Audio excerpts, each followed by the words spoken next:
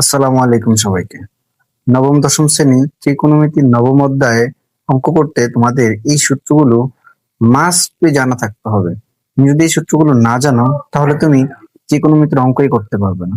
দেখো, সাইন এক নাম্বারটা, sine a equal to 1/cosec a, cosec a equal to 1/sin a. এই sine আর cosec দুইটা মিল আছে। তারপর দেখো, cos a equal to 1/sec a, sec a equal to 1/cos a। দেখো, cos a R sec a দুইটা কি আছে, মিল আছে। তারপরে tan a equal to 1/cot a, cot a equal to 1/tan a, tan a এবং cot a কি মিল আছে।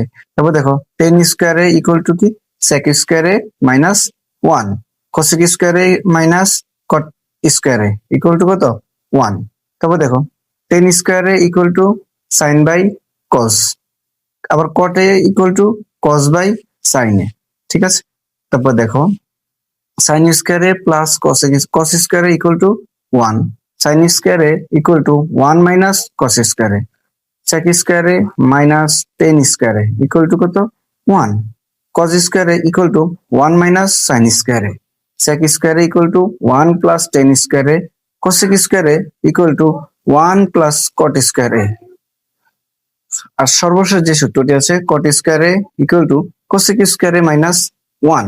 এই সূত্রগুলো ভালো করে আয়ত্ত করে নাও, তাহলে তোমার নবম অধ্যায়ের অঙ্ক করতে আর কোনো সমস্যা হবে না। ধন্যবাদ।